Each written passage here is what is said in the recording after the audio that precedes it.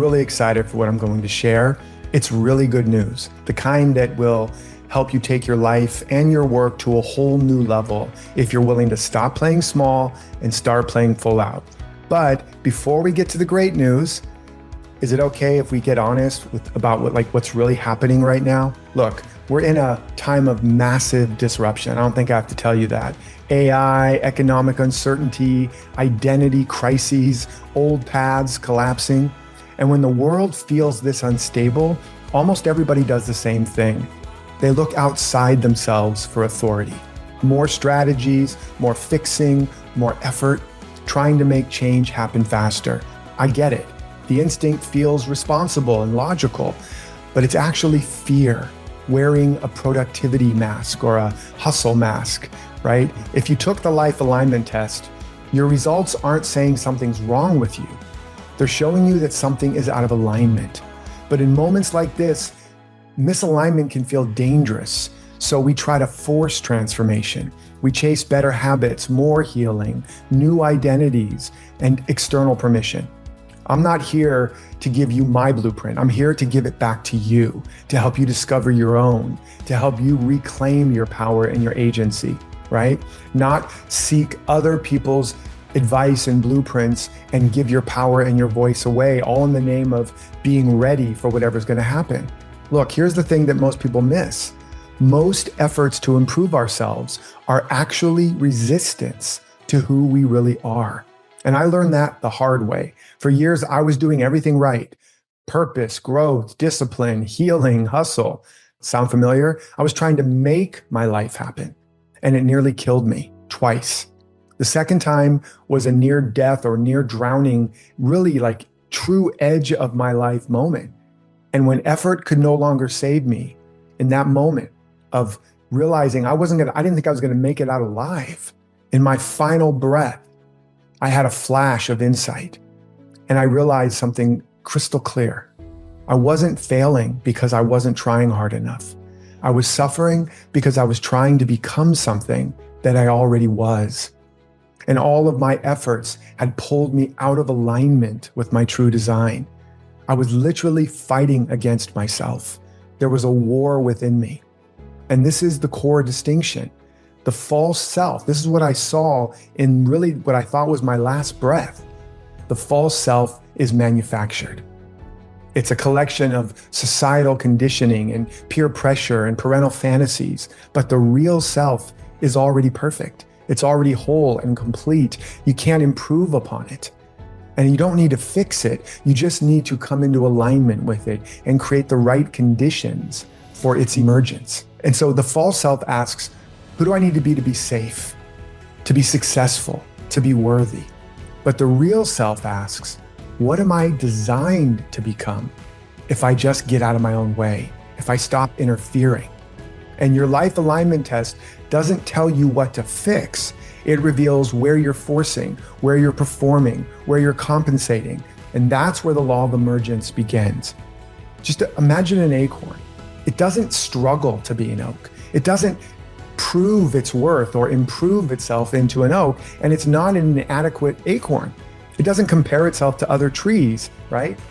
It doesn't try to just become a better nut, although I certainly have tried that many, many times. The oak isn't achieved, it's already encoded.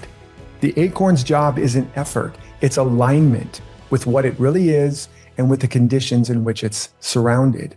The soil, the water, the light, the space. And when the conditions are right, when there's congruence and coherence, emergence is inevitable. A tiny nut becomes a towering being without force, without hustle, without self-abandonment or self-rejection. And here's the truth that most humans have forgotten. You don't grow by making your life happen. You grow by making it welcome. Just let that drop in for a minute.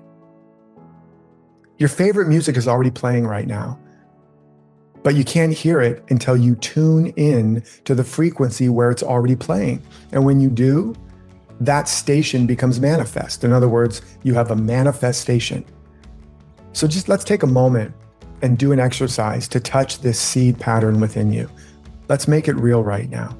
Just take a breath And imagine if you could live the life you're truly made for, the life that you most deeply desire, with the work, the wealth, and the well-being that you deserve. Who would you be? You can pause this at any moment, take more time. Don't overthink it. Open your heart, open your mind, and really, really ask, if I could really, truly create the life of my dreams and be who I really, really want to be, what would I be doing on a regular basis? Who would I be? How would I be thinking? How would I feel? Again, don't overanalyze it. Just sense into it. It's already right there. It's been speaking to you your whole life. These are the habits of thinking, feeling, being, and doing of your true self.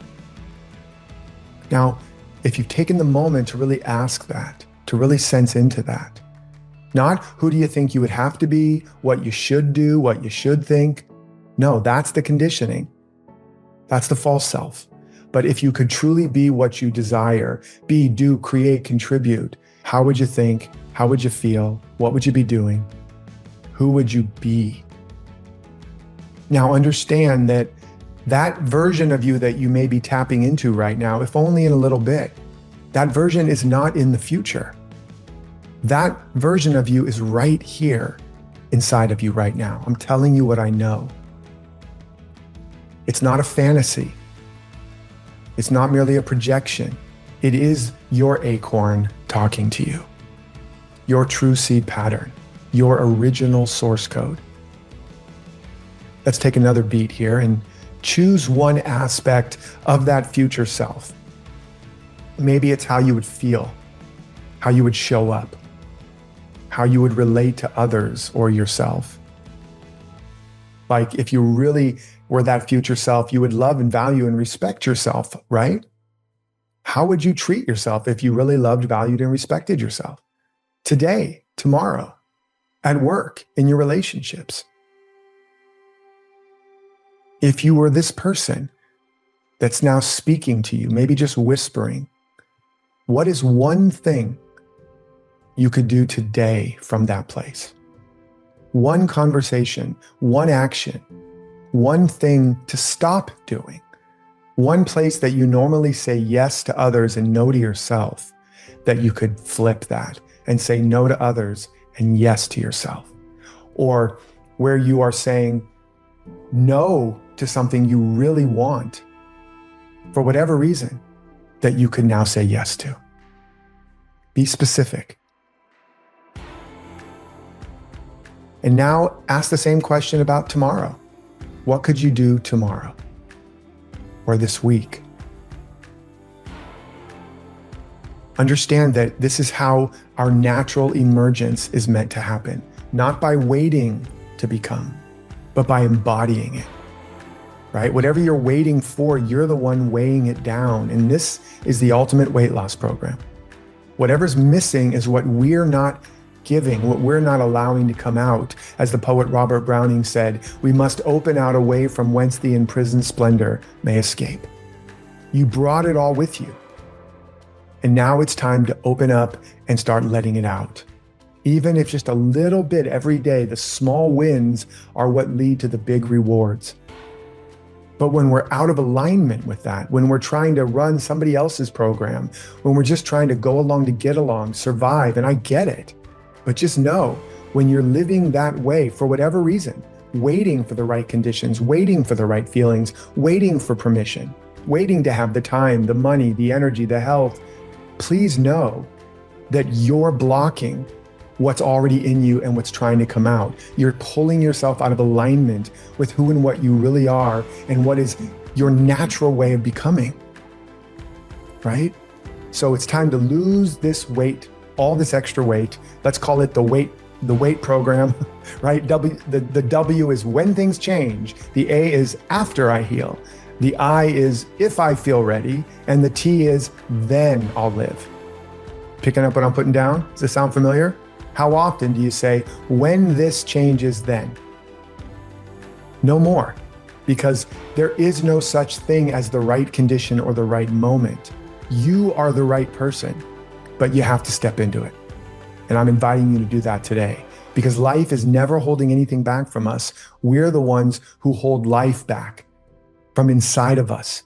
Just again, waiting for the right feeling, for the right permission, for the right moment, which never quite comes. Why? Again, because what's missing is what we're not giving, what we're not letting come through us. Like a tiny nut that thinks it's falling apart when the oak tries to emerge through it. So it just tries to hold its shell together, call in a shell repairman, right? Do some Reiki on it, some tapping, and just become a better nut instead of letting the oak emerge naturally. So here's my invitation.